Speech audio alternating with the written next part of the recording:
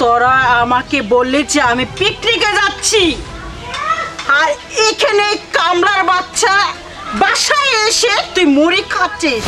এই পিকনিকে তো দামি দামি খাবারের আয়োজন করেছে, আর সামান্য 2 টাকা দামের মুড়ি কেন খাচ্ছিস এই কামলার বাড়িতে কেন? মম, আসলে ওদের কোনো দোষ নেই, ওরা আমাদের আসতেও বলেনি ওদের এ বাড়িতে। আমরা দুজনই ভাবলাম অনেক দিন ধরে তো বিথিকে দেখি না, এর জন্য বোনের জন্য অনেক খারাপ লাগছিল বলেই আমরা এসেছি দেখার জন্য। তোর মুখে আমি একটা কথা শুনতে চাই নাই। ওই দিন কোথায় ছিল? যেদিনকে 5 তলা থেকে গাছতলায় এসেছিল ওই দিন কোথায় ছিল তোর বোন? আজকে বোন দাবি করতেছাস? তোর এই বোন আমার মুখে চুন কালি মাখাইয়া এই কামলার বাচ্চার হাত ধরে রাত 12টার পরে পলায়েছিল। ওই দিন তোর বোন কোথায় ছিল? মা তুমি এলে কি কইতাছো? আর আমরা তিনজন তো একই পেটের সন্তান, তুমি ওর সাথে এরকম ব্যবহার করো না। খালাস! আমার মুখে মুখে যে তরতর করবে সেই মেয়েকে আমি বাড়ির মধ্যে পুঁতে রেখে যাব। আমি ভুলে যাব আমার কোনো সন্তান নাই। ছোট লোকের বাচ্চা, কামলার বাচ্চা, ছোট লোক, স্টুপিড রটিবাই কোথাকার। তোর এত বড় সাহস কি করে হলো যে বড় লোকের মেয়ের বিটিকে তুই আয়না এখানে সামান্য মুড়ি দিচ্ছিস? আরে এইসব মুড়ি তো আমার বাসার ক্যাটো খায় না। ক্যাটোর তো কি জানোস?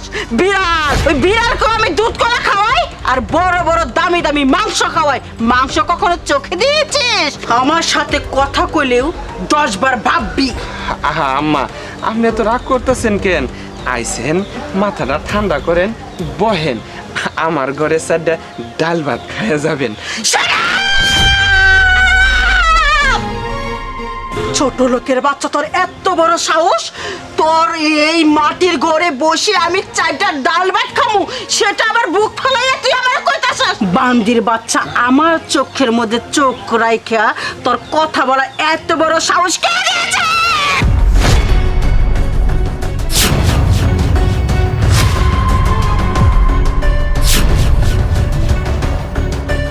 আপনার সাহস হয় কি করে?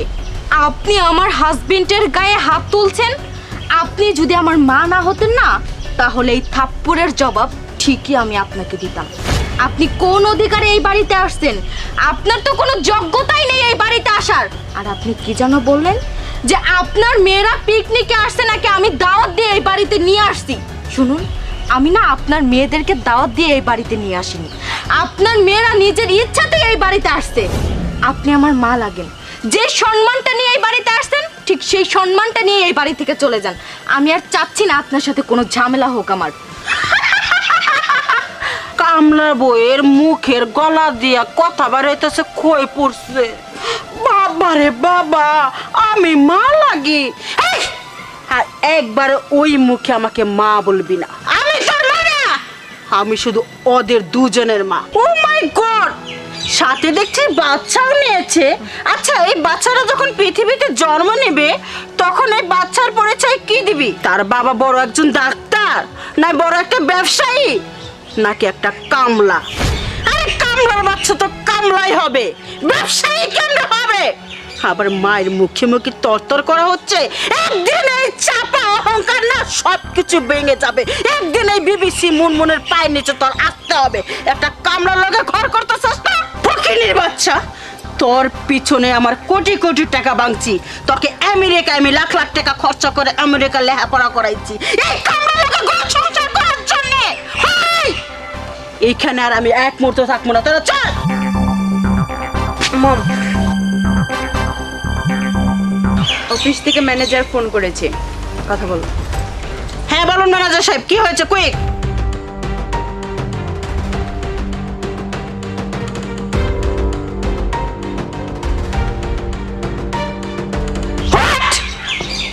ম্যানেজার সাহেব কি বললি? আমার তেলের লঞ্চ যমুনা নদীতে ডুবে গেছে। ও মাই গড, আমি কত টাকা কোটি টাকা লোন নিয়ে আমি তেলের গাড়ি করে কিনে আমি লঞ্চে পার করে ফেলেছি, আর লঞ্চ ডুবে গেছে। কি হয়েছে মা? আমি এখন কি করবো কোকিল? মা, আমার সব শেষ হয়ে গেল। এখন আমি কি করবো? আমার বাড়িটা তো নিলামে উঠে যাবে। এখন আমি তো রাস্তার ফোকে রয়ে যাবো। সবাই আমাকে আঙ্গুল দেহে দেহে বলবে মুনমুন চৌধুরী এখন রাস্তায় রাস্তায় বিক্রি করে, তার থেকে আমার মইরা যাওয়া অনেক ভালো।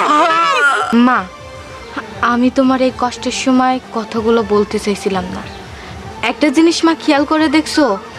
দেখো, এই তো কিছুক্ষণ আগে তোমার টাকা পয়সা সয় সম্পত্তি সব কিছুই ছিল, কিন্তু এখন এক মুহূর্তে সব কিছু শেষ হয়ে গেল।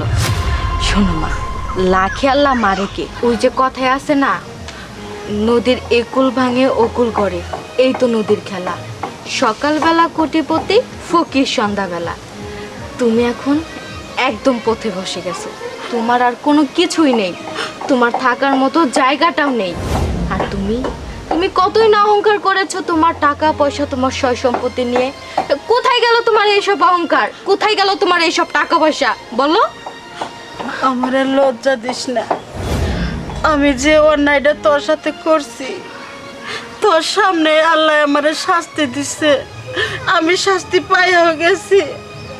জামাই বাবাজি আর আমার মেয়ে, আমার আদরের ছোট মেয়ে, তোরা দুজনে আমার মাফ করে দে, আমার আর অপমান করিস না, আমি অপমান।